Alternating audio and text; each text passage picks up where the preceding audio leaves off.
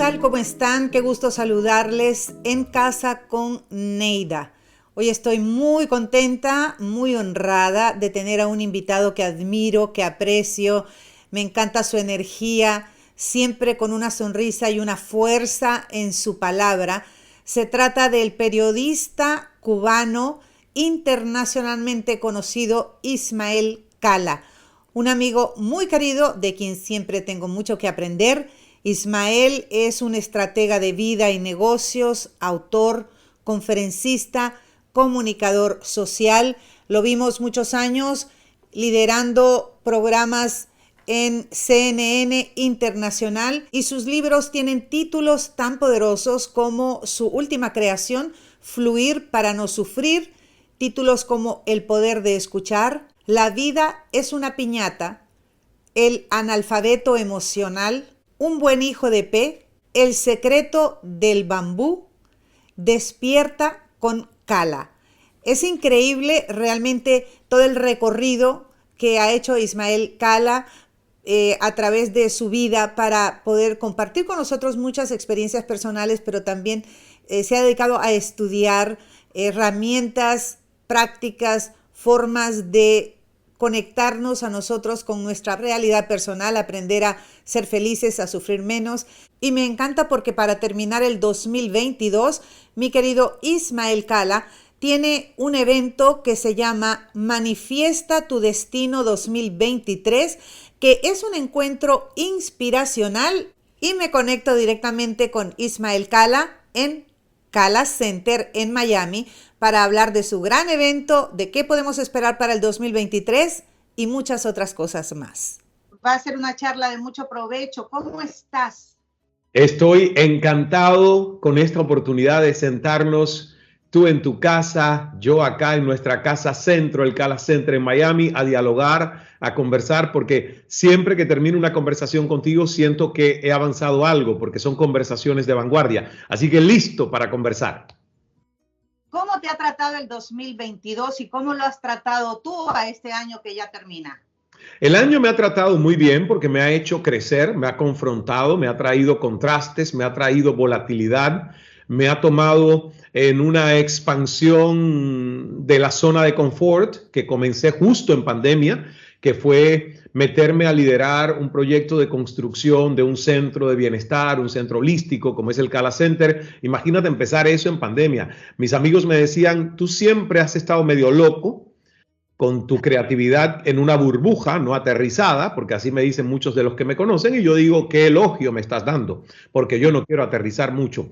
Y el 2022 ha sido un año justamente de eso. La verdad, no ha sido fácil porque es un año cuando tú te estás expandiendo, estás saliendo de tu zona de confort, estás liderando procesos que son nuevos para ti. Por ejemplo, yo hasta hace 2 años nunca en mi vida levanté ni una pared, entonces nunca lidié con arquitectos, con ingenieros, con plomeros, con electricistas, con jardineros, etcétera, etcétera, etcétera, etcétera, etcétera. Y de hace 2 años vengo liderando esto, que es una zona incómoda porque he tenido que aprender para poder liderar y para poder además tener conversaciones sólidas con personas que se dedican a cosas con las que yo no tuve mucho contacto hasta hace apenas 2 años. Ha sido un año de mucho crecimiento, ha sido un año de resiliencia, ha sido un año donde me he atrevido a hacer sueños grandes cuando nos han desanimado a pensar a largo plazo.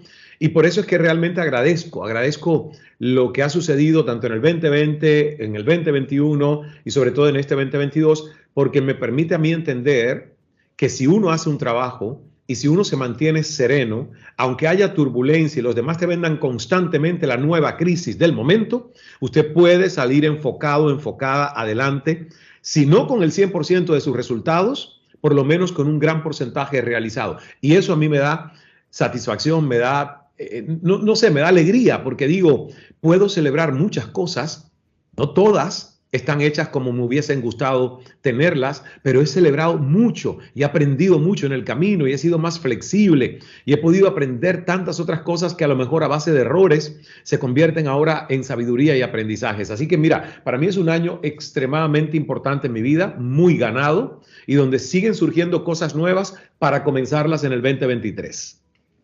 Yo creo que muchas de tus decisiones públicas han sorprendido a todos tus seguidores, que son muchísimos, no solo en Estados Unidos, pero en todo el continente americano y donde quiera que hay un teléfono celular o un acceso al Wi-Fi, donde hay hispanos que conocen a los grandes comunicadores que hablan nuestro idioma. Tú has hecho decisiones tan grandes como dejar un programazo en la cadena internacional CNN, conociendo que tu carrera comenzó cuando tenías 8 años en Cuba. Y para nosotros los comunicadores también fue de mucha curiosidad cuando dejaste tu gran posición en CNN.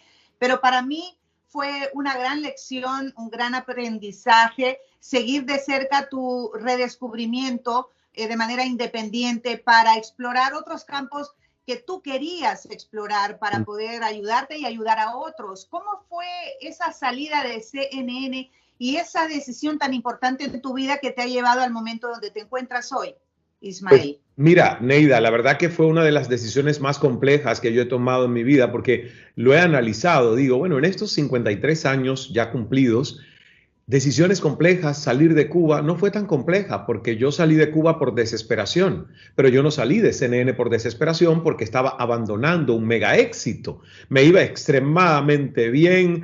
O sea, lo que un ser humano en su realización profesional puede aspirar a tener, yo lo tenía.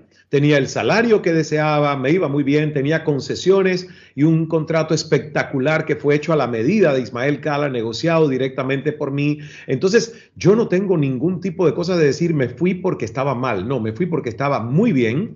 Sin embargo, había una búsqueda, tú lo has dicho, había una curiosidad incesante de decir, wow, Ismael, has creado un personaje muy exitoso, pero ¿qué tan exitoso eres como persona? ¿Se parece de verdad y hay congruencia entre el personaje público y el excelente comunicador y quién eres tú cuando no hay luces, cuando no hay aplausos, cuando no hay redes sociales? Y yo sentía realmente una brecha.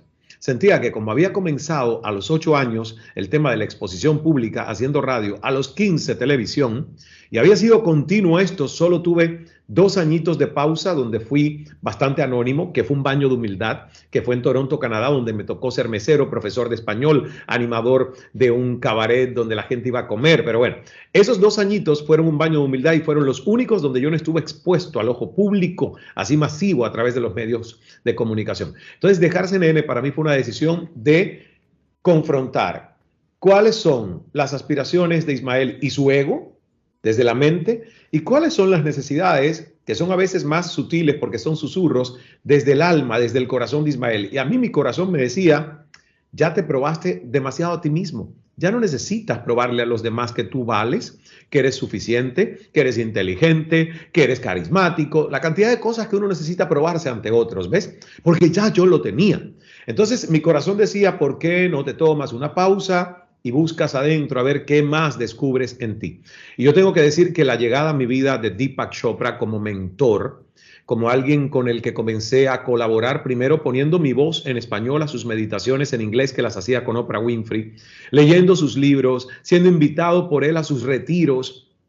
Esos años, desde el 2014 al 2016 que tomo la decisión de salir de CNN, para mí fueron de verdad un abreojos, porque entendí qué es la realización plena, entendí qué es la conciencia, entendí dónde ubicar a mi ego, entendí tanto trabajo interior que tenía que hacer, que realmente me sorprendió a mí mismo sentir un día que ya yo no tenía pasión por levantarme y que lo primero que yo hiciese fuera ver qué estaba pasando en el mundo. Leer titulares, ver un noticiero, porque Deepak me dijo, eso no es coherente con una búsqueda interior. Aunque tú seas periodista, tu primer tiempo del día es una exploración y un diseño de quién eres tú, cómo quieres que funcione tu energía, cuáles son tus intenciones y deseos. Y luego te pones ese antídoto, práctica de gratitud, y luego ves qué está pasando en el mundo externo para que no te condicione y no te modifique demasiado tu estado de ánimo. O sea, cuando yo tuve esa lección, créeme que yo sentí que mi vida empezó a cambiar y llegó un momento donde literalmente perdí la pasión por informar a otros sobre las catástrofes del mundo. Perdí la pasión por ser quien le daba a otros las noticias de las guerras. Perdí la pasión por sentir muchas veces que yo estaba diciendo cosas que ponían la psiquis colectiva de quien me escuchaba en un estado de inflamación y alerta. Y cuando tú pierdes la pasión y se desalinea lo que estás haciendo con un propósito de búsqueda interior, ni por todo el dinero del mundo usted debe seguir haciendo lo que ya no le hace mucho sentido, ¿ves? Entonces, eso fue lo que sucedió. Yo fui muy honesto con mis jefes en ese momento. Les dije, yo no me voy para hacer competencia de ustedes, yo no me voy a hacer televisión con nadie más, yo me voy a ir a montañas, a hacer retiros, a explorarme, a irme con Deepak a India, a estudiar más con maestros como el doctor Bruce Lipton de la epigenética y Marianne Williamson y Robin Sharma y tantos otros de los que quiero formarme y de los que quiero beber para entender qué más yo puedo aportarle al mundo con estas habilidades de comunicador. Entonces fue un proceso muy, muy profundo, muy personal y que llevó varios meses hasta decir, hoy comunico esta decisión a mis líderes, a mis jefes. Y por eso te lo comento porque fue difícil, no fue una decisión fácil.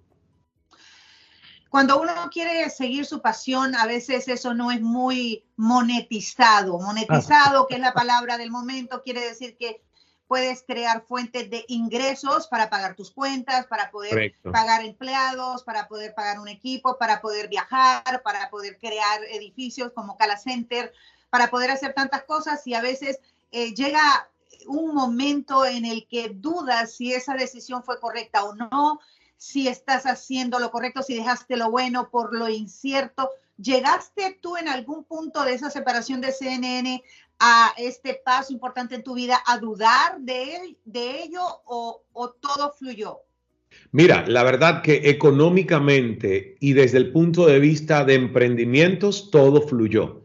Porque obviamente, fíjate, la energía del ser humano, que es lo que tienen que entender las personas, nosotros no tenemos energía que debe estar en demasiadas cosas porque nos dispersamos. Entonces, ¿qué pasa? Yo estaba en CNN, tenía que hacer un programa diario. Mi energía al 80% estaba en CNN y en un 20% estaba en mis empresas. Cuando yo libero ese 80% de la energía que yo dedicaba al programa diario, de informarme, de saber con quién voy a conversar, voy a entrevistar a un presidente, no puedo ser un ignorante desinformado. Ahí yo me tomaba muy en serio mi responsabilidad y por lo tanto ocupaba la mayor parte de mi tiempo creativo de todos mis días productivos. Cuando yo libero eso, obviamente el 100% de mi energía se convierte en qué más proyectos puedo hacer desde la Fundación Ismael Cala sin fines de lucro y desde Cala Enterprises o el grupo Cala de empresas con fines de lucro. Entonces es un 100% que ya no estaba dividido en varias cosas. Claro, mi tiempo y mi energía siempre han estado divididos porque dentro de nuestros emprendimientos, mira que fíjate que yo salí de CNN en el 2016 con una empresa. Hoy somos 6 empresas y una fundación.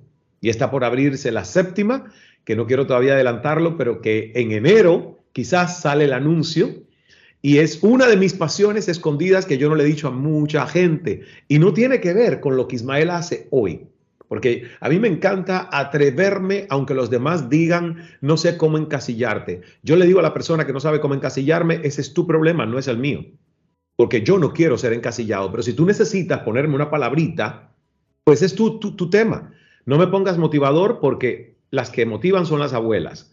Y no es mi responsabilidad motivar a nadie. Pero ponme estratega, ponme emprendedor, ponme alguien que quiere transformar conciencias en otros y ayudar a la gente a emprender. Todas esas cosas a mí me caen bien. Ahora, comunicador también me gusta porque lo que yo hago es seguir comunicando, pero desde otro ángulo, ya no dando las noticias de los hechos que suceden en el mundo, sino dándole a la gente la información de por qué esos hechos siguen sucediendo y por qué nosotros deberíamos hacer un trabajo interior para no ser parte de esas estadísticas. Entonces, la verdad que te digo, Neida, que mi consejo a muchas de estas personas que nos están viendo y que nos están escuchando es, siempre va a haber miedo. Siempre va a haber miedo de dejar la zona cómoda, de dejar donde me va bien hoy, de dejar incluso la fuente principal de ingresos porque fue lo que estudié. Y uno cree que solo se puede ganar la vida con algo que estudió formalmente y que alguien te dio un título y te validó. Y yo comprobé que no. Pero lo comprobé, por ejemplo, siguiendo a uno de mis grandes mentores, Tony Robbins, un college dropout. College dropout, multimillonario, exitoso, ha transformado la vida de millones de personas, incluyéndome, sin él tener un título universitario. Pero creyó en él, se formó con varios maestros, bebió lo mejor de programación neurolingüística de Jim Rohn y de muchos otros y creó con su equipo su propia metodología, visión del mundo. Nadie es perfecto, yo no estoy idealizando a nadie porque yo siempre digo, mata al referente. No subas en un pedestal a nadie como si fuera el ser humano perfecto, porque ninguno de nosotros lo somos. Pero me han ayudado muchas personas y es lo que hoy yo hago con otros. Decirles, atrévete, fórmate, invierte en ti. Tu imperio interior será realmente el cimiento de que tú puedas, a pesar del miedo y más allá del miedo, dar el paso de sentirte suficiente para emprender nuevas ideas. Y todos nos vamos a equivocar. Todos nos vamos a equivocar y aprendemos de los errores y seguimos. Adelante. Entonces, cuando sales de CNN, te rodeas de personas que te ayudan a que ese camino vaya hacia el éxito. ¿Cómo escoges tu equipo de personas y qué le recomiendas a la gente que fracasa en los negocios porque no se rodea de ese equipo muy bueno que debe de ayudarle, como está pasando con muchos, por ejemplo, gobernantes, presidentes que son líderes, pero cuando llegan al gobierno no escogen un buen equipo de trabajo y fallan? Mira, qué buena pregunta, porque es que ninguno de nosotros puede hacer mucho solo.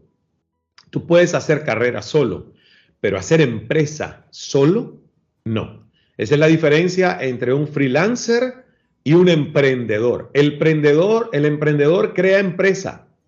El freelancer es su propia empresa y no necesariamente necesita equipo, simplemente presta sus servicios, se hace independiente y tiene su mini empresita en solitario. Yo he sido freelancer y soy ahora emprendedor. ¿Por qué? Porque me doy cuenta que me fascina crear equipos. Porque los equipos, en primera, estás generando algo que no es para ti solo, sino que genera abundancia para otros, y eso da un regocijo. También una responsabilidad y un riesgo de cómo voy a cubrir nóminas, cómo voy a pagar el payroll, como le llaman en inglés, todos los meses. Da un susto acá en la garganta. Pero ya yo aprendí hace muchos años a vivir con ese susto y a confiar en Dios, que cuando uno está conectado con un propósito, hay un servicio, haces cosas porque sabes que ayudas a otros en lo que le ofreces con productos o servicios. Mira, hay como una conspiración divina que, bueno, yo 2 veces he tenido que pedir préstamos porque no me ha alcanzado, ¿ves? El dinero del mes. Y 2 amigos me han prestado. Una vez 10,000 y otra vez 50,000. Obviamente, ahora tengo bancos que ya con una historia más antigua de la empresa son capaces de darte préstamos. Pero al principio, cuando más los necesitaba, los bancos no prestaban. Entonces, hay que arriesgarse poco a poco y uno debe rodearse de personas. En primer lugar, lo que yo escojo es buena energía. Mira, Neida, yo he comprobado que yo prefiero lidiar con alguien al que haya que entrenar, pero tiene la actitud correcta y la buena energía y sentido del humor, y no lidiar con un superdotado, súper experto, pero amargado, rancio, cancerígeno en sus emociones, chismoso. No soporto el chisme. Desvinculo a personas de mi equipo cuando le doy 3 advertencias y siguen en algo tan nocivo para un equipo de trabajo como es el chisme. Entonces les digo, ¿sabes qué? No está en congruencia con los principios del líder bambú, que el número 1 es integridad. Y por lo tanto, gracias. Me encanta lo que has aportado a la empresa, pero la cultura de la empresa implica integridad, coherencia, flexibilidad, colaboración, gratitud, pasión y tantos otros. Son 11 principios por los que regimos a nuestro equipo de trabajo e incluso formamos a los que vienen a todos nuestros entrenamientos. Porque sin principios, las necesidades son cubiertas sin criterio. Y después uno se arrepiente, ¿ves? Porque todos tenemos necesidades. Entonces, yo creo que para tener equipo, y esto lo aprendí de Richard Branson, el creador de Virgin, y él dice, yo quiero gente a mi lado divertida. Y yo también quiero gente a mi lado divertida, porque la gente constipada y estreñida te contagia y te contrae. Y cuando uno está tenso, no hay soluciones, porque un cerebro tenso está en supervivencia y solo las respuestas que puede tener son de pelea, huida o me congelo, que son reacciones viscerales de supervivencia. Yo quiero gente que se aprenda a relajar, que tenga sentido del humor, que pueda ser compasivo con el otro, aunque haya que entrenarla un poquito más. Y créeme que pido, cuando necesito una posición, pido.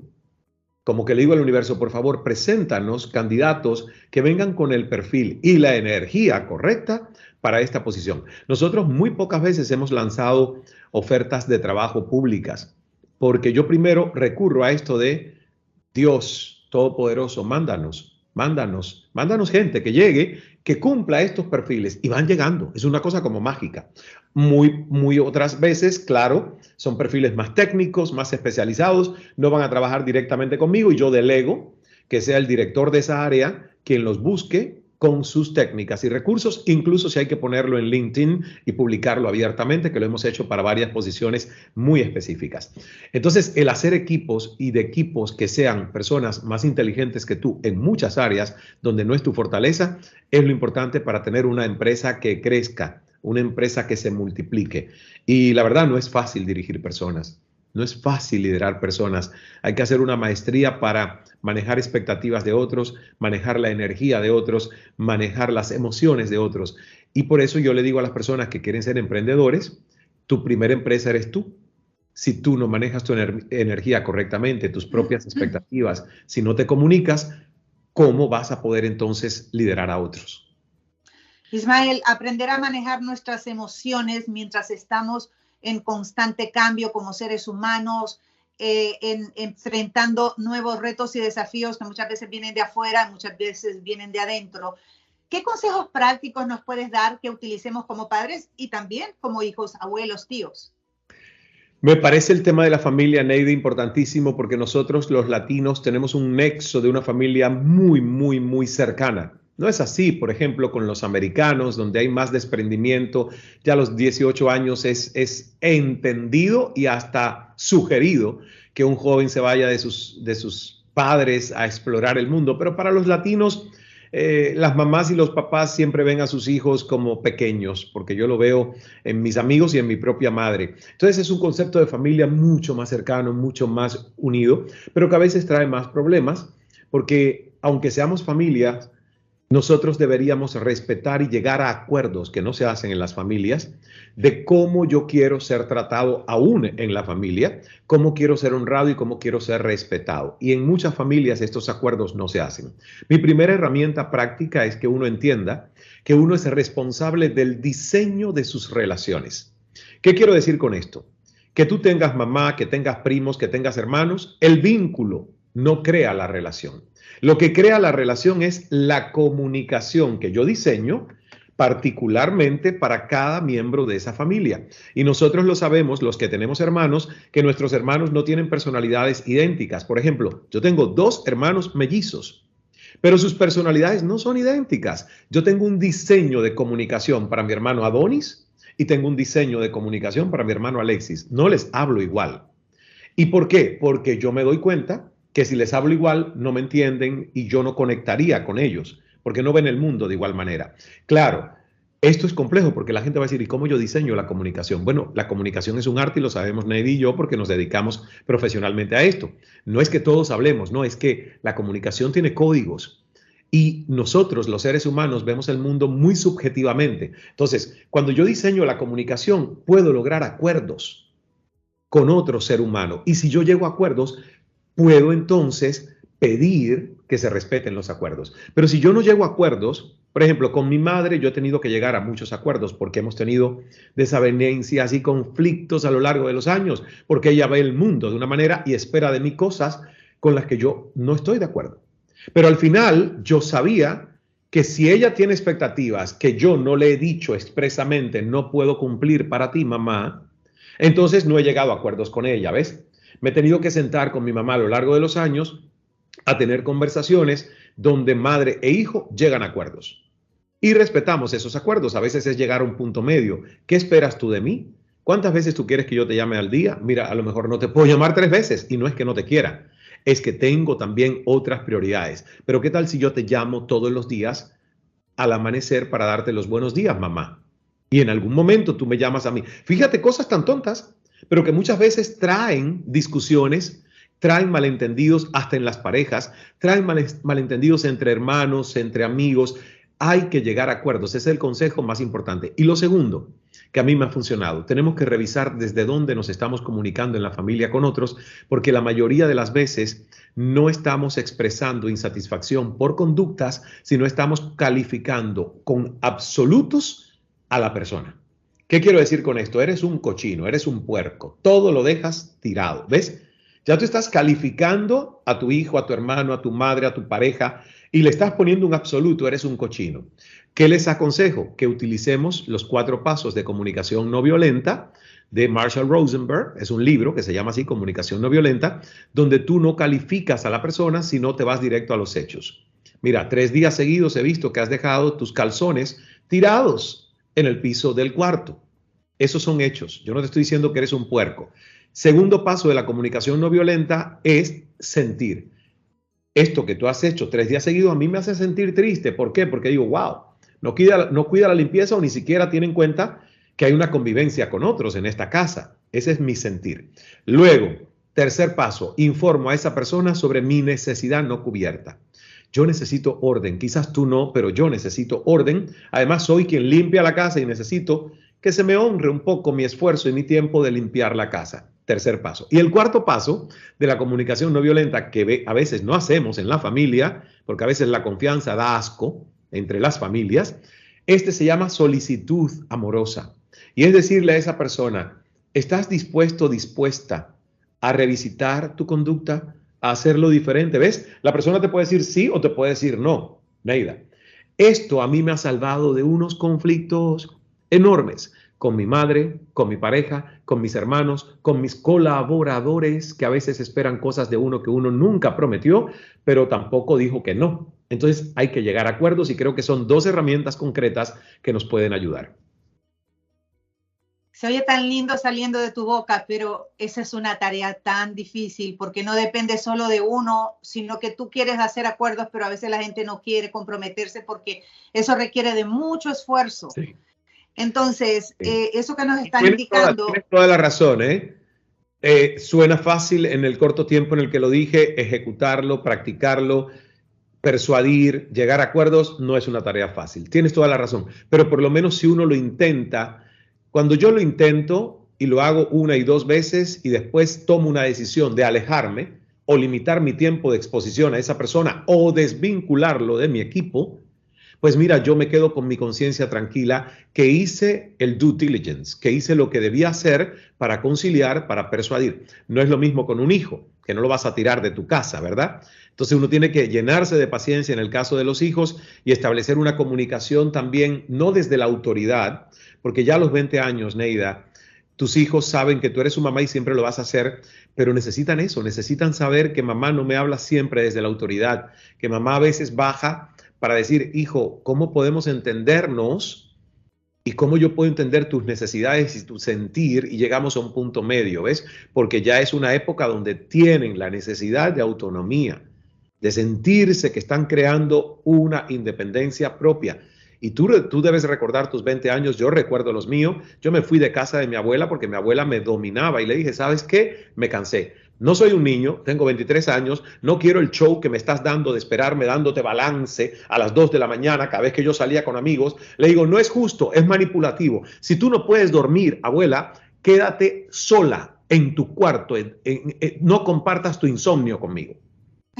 Yo fui muy rebelde, por eso puedo entender a un joven rebelde buscando autonomía. Lo fui y yo amo. Mi abuela está en el cielo, la sigo amando, pero me tuve que ir de su casa porque digo, espérate un momento, yo tengo 23 años, yo puedo escoger a qué hora llegar. Si ella no puede dormir, ¿sabes qué? Que no me haga sentir mal, que se quede en su cuarto sin dormir, pero no me haga el show de esperarme en la sala de la casa así toda tirada, no he dormido porque no has llegado. Entonces, yo sé que te estás identificando con esto y muchas madres y padres se están identificando con esto, pero también tenemos que ponernos en el lugar de ese joven que quiere sentir un poco de autonomía. Y en el caso tuyo, los 20 años es un poco tricky, como dirían, así engañoso, porque acá en Estados Unidos hay que esperar hasta los 21 para ser totalmente adulto y mayor de edad.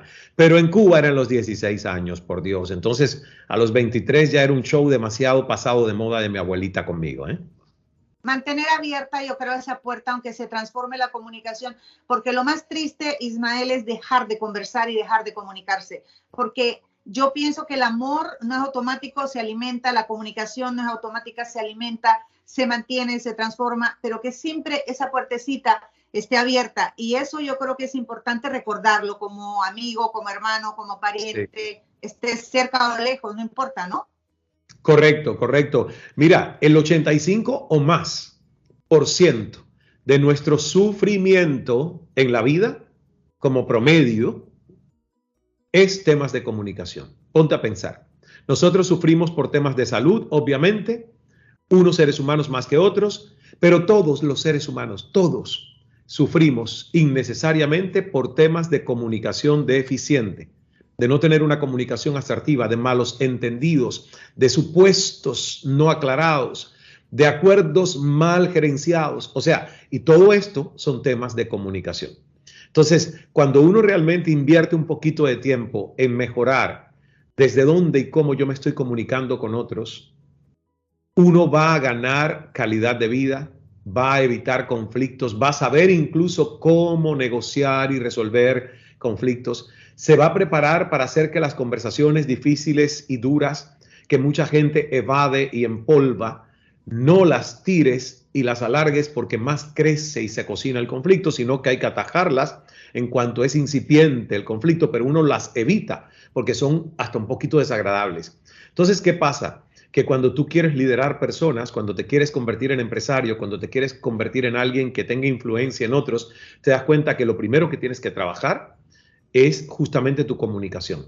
Porque tu comunicación te hará sentir mejor a ti, te dará paz y te permitirá no sufrir tanto cuando sabes que tienes que informar a otros de cosas que no son tan agradables. Pero ¿cómo lo hago desde la energía correcta y cómo lo hago con empatía? Con esa firmeza amorosa de que te estoy diciendo algo que es constructivo, no es tan lindo, no es un elogio, pero esto lo estoy diciendo porque creo en tu posibilidad de mejora y porque creo en tu potencial de crecer, ¿ves? Porque cuando uno da un feedback, si lo hace desde el amor, es porque tú confías en que esa persona puede escuchar, recibir y mejorar su conducta. Cuando uno sabe que no, pues tú dices, mira, ¿sabes qué? Caso perdido, caso cerrado, no me meto más aquí, dejo que la persona vaya por su derrotero. Entonces, eso es lo que yo le digo a las personas. Si vengo a darte un feedback, es porque yo confío en ti, es porque te quiero, porque creo que tienes habilidades y lo estoy haciendo desde un lugar amoroso, no desde un lugar de juicio. Entonces, hasta eso es interesante. Mira, mi mayor terror como emprendedor fue despedir personas a mi lado. No sabes, a mí me quitaba el sueño 3 días el saber que yo tenía que despedir a alguien. Ya no me quita el sueño, porque he aprendido, tengo una metodología, lo pienso en mi mente, lo traigo al corazón, invoco desde el corazón que la energía amorosa sepa esa otra persona, que yo no le estoy hablando a un número, a una estadística, a un robot, sino que estoy hablando desde mi corazón por qué hay que desvincular esta relación. ¿Y sabes qué? 1 o 2 se han ido con resentimiento y además es hasta esperado. Pero luego reconsideran, se dan cuenta de cómo se hizo el proceso y vuelven. Y yo digo, wow, cumplí el propósito, porque yo no quisiera dejar nunca puertas cerradas. A veces es inevitable, pero eso tiene mucho que ver también con el diseño energético de cómo comunicamos lo que no gusta, lo que es desagradable, lo que nos molesta de otros, Entonces, hasta eso hay que aprender a hacerlo, Neida, porque nos va a tocar expresar cosas que no siempre son elogios. A veces son necesidades que uno tiene de decir cómo me siento ante la actitud de alguien más. Y yo creo que para los papás que nos están viendo y escuchando, es interesante saber que cuando el niño es adolescente, ya hay que empezar a tener un poco más de sutileza en cómo se le habla, incluso cuando es niño, porque cuando es niñito, la opinión de un adulto, el niño no tiene discernimiento. Y si uno no le habla con amor a ese niño y le dice una cosa limitante, ese niño se lo cree. ¡Qué bruto eres, chico, para las matemáticas! ¡Wow! Ese niño se va a quedar con eso. Soy bruto para las matemáticas. No puedo. Porque los niños pequeños no tienen discernimiento. Ya el adolescente sí empieza a tener discernimiento. Entonces, es un tema que creo que es muy, muy profundo, no es fácil, pero que puede con esta conversación ayudar a mucha gente que está en esa función de lidiar con otros y especialmente con niños y con adolescentes. Y en un ratito te voy a hablar de esa niñez tuya que me parece fascinante porque comenzaste a ser comunicadora a los 8 años. Pero háblame de Manifiesta tu Destino y declarar cómo queremos este nuevo año que comience. Manifiesta tu Destino es un protocolo, es una experiencia que yo vengo haciendo para mí hace muchos años. Y es que yo no espero el 31 de diciembre para que alguien me pregunte cuáles son tus resoluciones de año nuevo. No, no. Yo trabajo en los primeros días de diciembre, antes de que empiece la furia de las fiestas y las invitaciones y las comelatas, etcétera.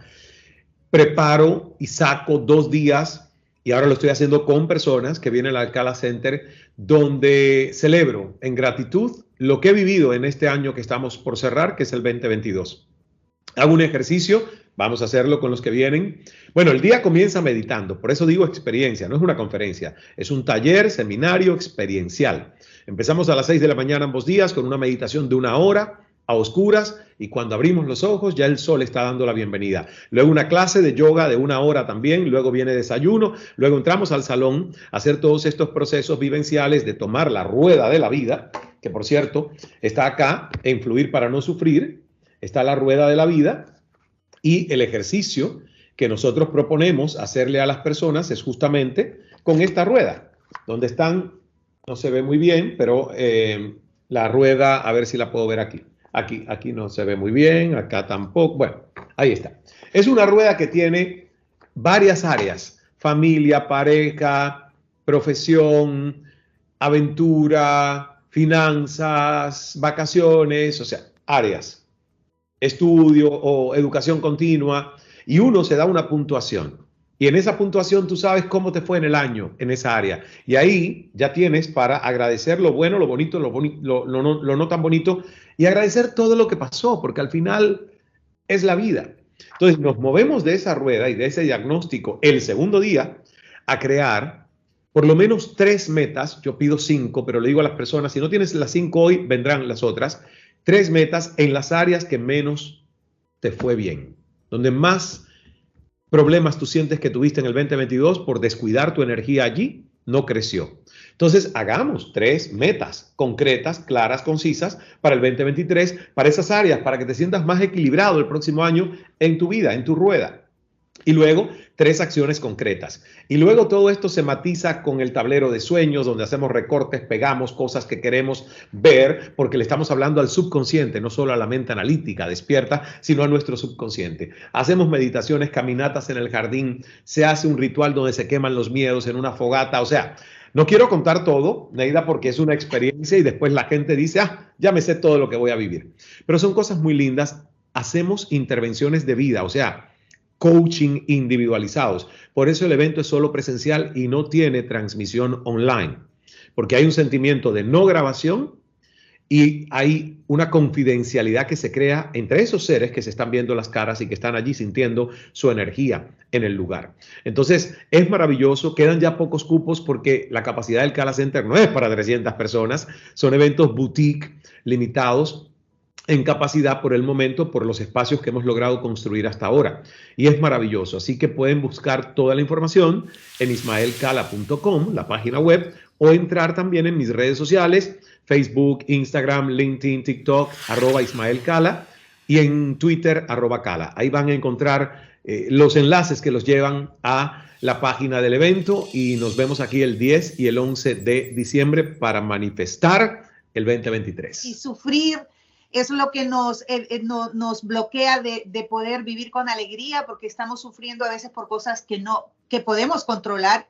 Las cosas que no podemos controlar, obviamente, pues tenemos que aprender a manejar esas circunstancias, como en mi caso, cuando pierdes un ser amado, cuando pasan cosas que tú no tienes control de ellas. Pero hay muchas cosas que hasta provocamos sufrimiento innecesario. Y ese último libro tuyo me encanta, ¿verdad? Es Fluir para no sufrir. ¿Cómo podemos dejar que la vida fluya para poder dar paso a la felicidad conscientemente? ¿Qué consejitos prácticos nos tienes para el día a día? Lo necesitamos urgente. Entender que tu mente es una ilusión de lo que eres. Cuando yo logro tener neutralidad hasta de mis propios pensamientos, que es un entrenamiento, no es mágico el proceso. No me gusta prometerle a la gente que estas cosas son facilitas, como las pastillas que nos tomamos para que nos hagan dormir inmediatamente o que nos levanten el ánimo. No, hay que hacer el trabajo e ignorar el atajo. Nada de esto es milagroso. si uno no se esfuerza. Pero si tú te esfuerzas y dedicas unos minutitos todos los días a un proceso de entrenamiento de atención plena, que es la ciencia del mindfulness, tú te das cuenta de cómo cambia tu percepción del mundo y cómo logras calma y neutralidad. Para mí ha sido, pero un proceso mágico por el tiempo que llevo haciéndolo, el entender que mis pensamientos no me representan del todo.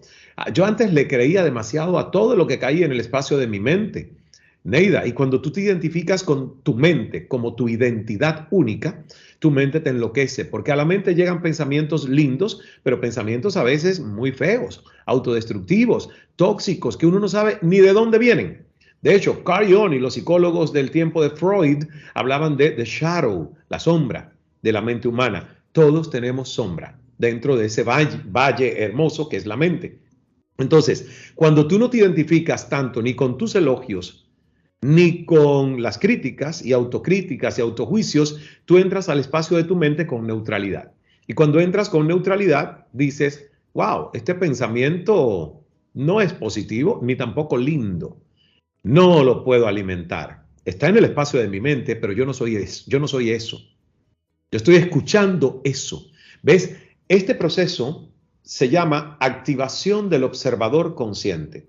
Es triste pensar que hay muchos seres humanos que están vivos, están viviendo, están productivos, pero no están despiertos desde su conciencia.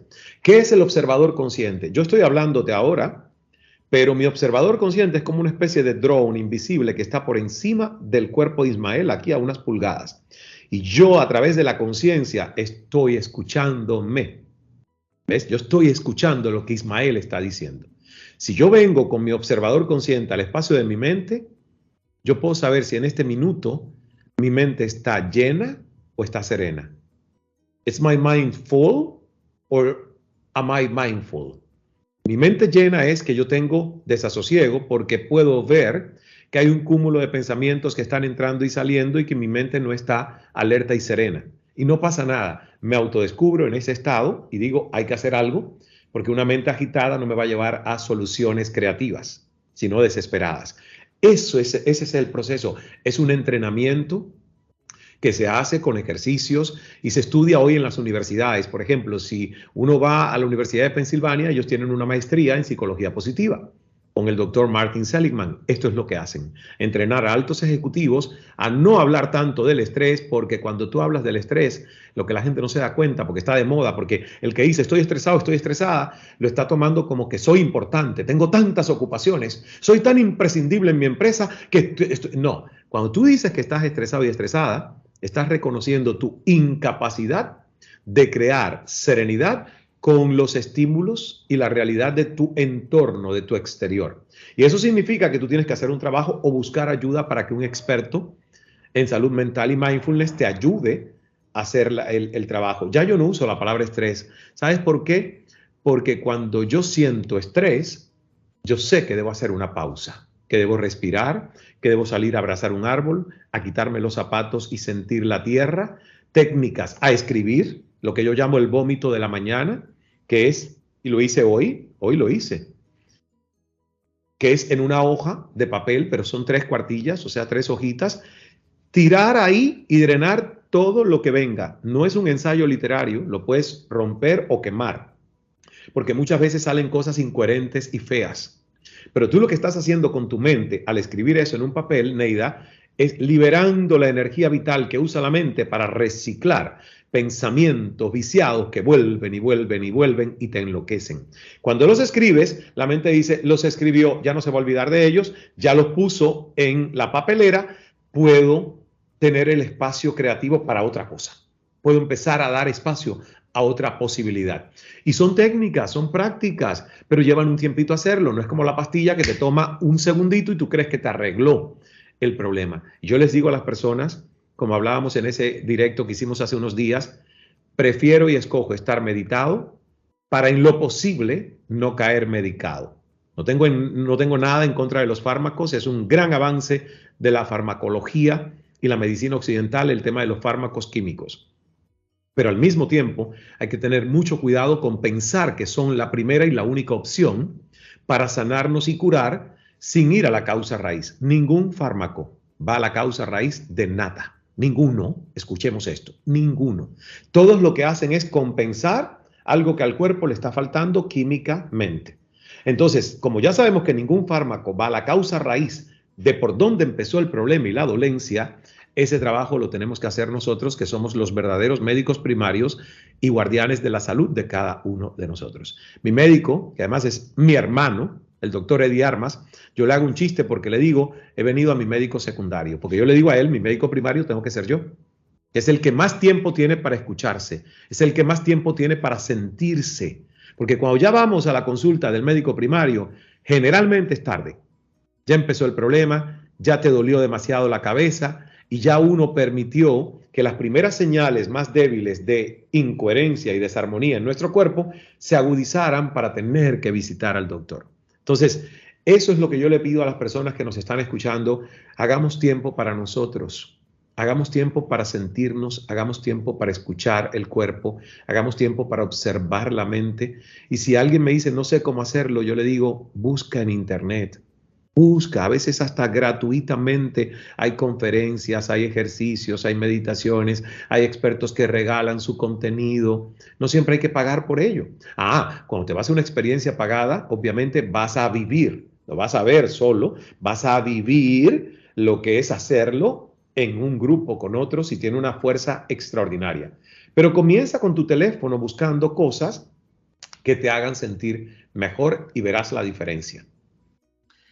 Me gusta eso de escribir y quemar, porque yo no soy de las que escribo diarios para que luego alguien más los lea. Quémalo.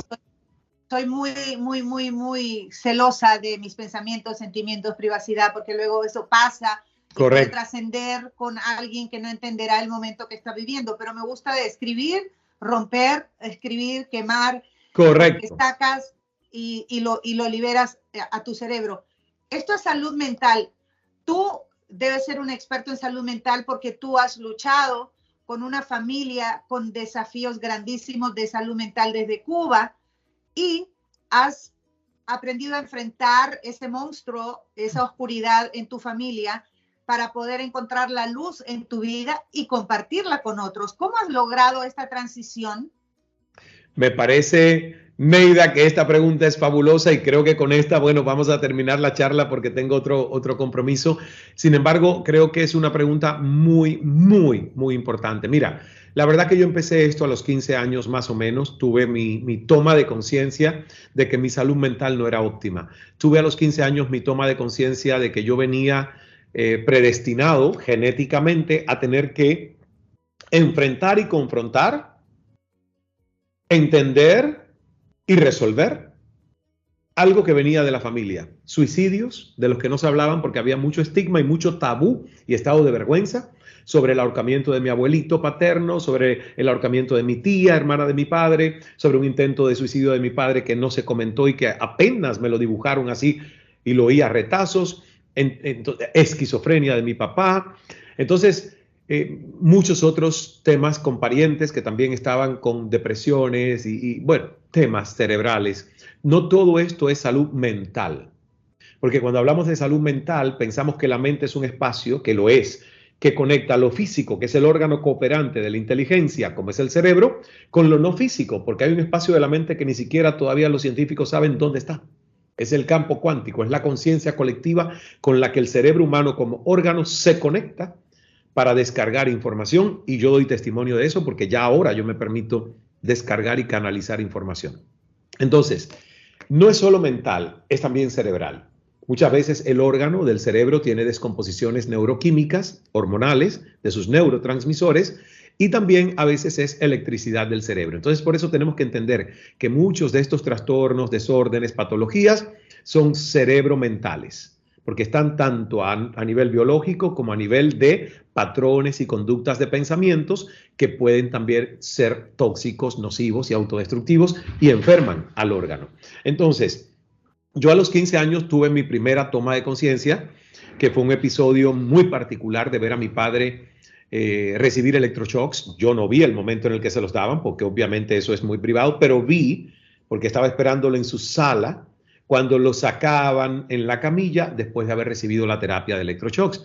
Y claro, un chico de 15 años con ya miedos y que ya estaba recibiendo también antidepresivos, porque mi mamá me había llevado al psiquiatra y ya me habían medicado. Cuando ve a su padre como un zombie, que se le salían las lágrimas del impacto del electroshock, y yo le hablo y más lágrimas, pero no hablaba, yo me quedé literalmente en shock. Y fue un susto mayúsculo, porque dije, Dios mío, si a los 15 años ya estoy medicado y mi padre con 40 y tantos está en esta situación, ese es mi futuro, eso es lo que me espera. Yo ahí tomé una decisión, y fue la decisión de, yo tengo que pedirle a Dios que haga un milagro en mí, que me salve, pero yo también voy a decirle a Dios hoy que yo voy a hacer todo lo posible y voy a buscar la información y los expertos. Yo no sé qué voy a hacer, pero no me voy a quedar parásito de que Dios me salve. Yo algo tengo que hacer para no parecerme a mi padre. Y literalmente salió así lo que vino a mi mente, para no parecerme a mi padre. Luego fue tristeza, porque fue como traición. Todos los hijos deberíamos parecernos y aspirar parecer a mi padre. Pero luego entendí como adulto que hice lo correcto, porque intuitivamente a los 15 años yo honré a mis ancestros, pero no me compré su historia.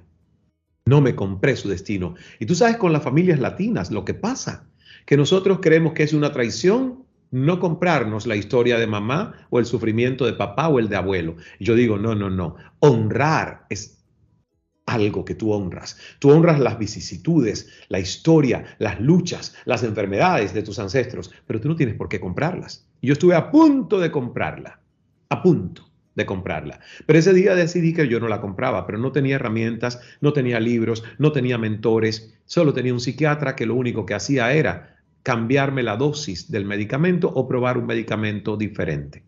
Entonces yo sabía que esa no era la alternativa y empecé intuitivamente a buscar quién me hace bien, quién me hace mal, con qué gente yo me siento que me hace sentir más feliz y con qué incluso parientes y tíos me siento que su energía no me aporta. Yo fui intuitivamente decidiendo a quién visitaba más y a quién visitaba menos, quiénes me hacían mejor y quiénes me hacían peor, que todos sabemos que tenemos personas así hasta en nuestras familias. Y eso no es dejar de amar, eso es sanación personal, higiene personal. No vas a dejar de amar, pero sí limitas tu tiempo de exposición a gente que tienes que amar y es tóxica. Entonces tú los amas, pero no los visitas todos los días. Y yo empecé a hacer eso y me funcionó. Y tuve la gran mentora de vida, que fue mi maestra Nilda G. Alemán, quien me inició en la radio a los 8 años, que ella me dio demasiado reforzamiento de autoestima. Y eso me hizo a mí sentir que mi vida sí tenía un propósito, a pesar de que yo no me sintiera con la identidad fuerte de poder lidiar, por ejemplo, con el bullying de mis compañeros de clases, etc. Yo tuve en la radio y en Nilda el refugio sagrado, que también hasta los 11 años fue la iglesia, de sentir respeto a mi existencia como individuo sin que nadie me cuestionara. Pero a los 11 años mi abuela le dice a mi madre, no lo lleves más a la iglesia, vivimos en un país comunista, y perdí la iglesia como refugio y me quedó la radio y la emisora de radio y los amigos que allí hice. Entonces, cuento todo esto porque lo interesante y la mayor victoria que yo puedo celebrar hoy a mis 53 años es que, si bien fui el primero de 3 hermanos que tuvo el primer episodio psicótico, como a los 15 años, que lo llevó a una medicación por 3 años, porque mis 2 hermanos también lo tuvieron, pero más adelante en sus vidas y más profundo. Uno de ellos, que todavía está medicado por esquizofrenia, aunque es totalmente funcional. Fíjate, es interesante saber que los 3 tenemos la misma herencia genética, pero que como a mí me tocó despertar a ella mucho más temprano, yo pude tener mucho más tiempo para buscar respuestas y para luego la vida sacarme de Cuba y yo llegar a Toronto y empezar a encontrar a maestros como Deepak Chopra, como Tony Robbins, como Don Miguel Ruiz con los 4 acuerdos, como tanta gente a la que tuve acceso por ya tener internet en Toronto, Canadá, y tener bibliotecas donde los libros de autoayuda y las librerías los presentaban. Entonces, a mí la autoayuda y Dios me cambiaron la vida, me cambiaron la estructura molecular de mi cerebro, porque la meditación lo cambia al órgano como tal, las sinapsis que ocurren entre las neuronas. Por eso se habla de neuroplasticidad cerebral, y me he extendido un poquito, aún teniendo otro compromiso, porque quiero que la gente que nos está viendo y escuchando entienda que tu cerebro no está escrito en piedra, no es de Rosetta Stone. Tu cerebro es neuroplástico, cambia cada vez que tú cambias la información que entra en él y los hábitos que entran en él. Entonces, gracias por esa pregunta, mi querida Neida, y te agradezco enormemente esta conversación. Y hagamos segunda parte. Vamos a hacer una segunda parte porque tengo tantas otras cositas que preguntarte para que todos nosotros, no solo nuestro público, pero nosotros mismos podamos seguir meditando, seguir pensando, seguir avanzando en este crecimiento personal e individual que al fin lo que nos da es una armonía interna, una armonía familiar, armonía colectiva, para que podamos seguir aquí disfrutando de este maravilloso mundo con pensamientos positivos, con mucha luz y que podamos abrazarnos y conectarnos. Te quiero muchísimo, Ismael, que Dios te bendiga. Gracias. Voy a compartir toda tu información con nuestro público y que el 2023 sea un año maravilloso para ti y para todos nosotros. Para ti también, para tus hijos, para tu familia, para todos. Gracias para tu comunidad hermosa que nos ha estado viendo aquí a través de tu canal de YouTube. Gracias por permitirme también compartir todas estas experiencias y todo esto que he podido, que digo yo que es mi gran tesoro a través de mi necesidad de entenderme y de superar esta herencia, el poder hoy ser un instrumento de esperanza y de ayuda y de estrategias de cambios en la vida de otras personas. Así que te amo, mi Neida. Besos. Feliz 2023. Feliz 2023. Te quiero muchísimo. Que Dios te bendiga. Gracias, igualmente. Ismael, muchísimas gracias por esta enriquecedora conversación, por tu energía, por contarnos tantas cosas tan personales y por darnos estas herramientas tan importantes que yo voy a comenzar a poner en práctica muchas de ellas y sé que me van a ayudar a mí, también a mi familia. Te mando un abrazo, Ismael. Nos queda pendiente la segunda parte. Ustedes no se olviden de suscribirse a este canal, el canal de Neida Sandoval. Una vez suscrito, presiona la campanita para que te notifiquen cuando suba un nuevo video. Muchas gracias siempre por estar aquí. Seguimos en contacto. Bendiciones.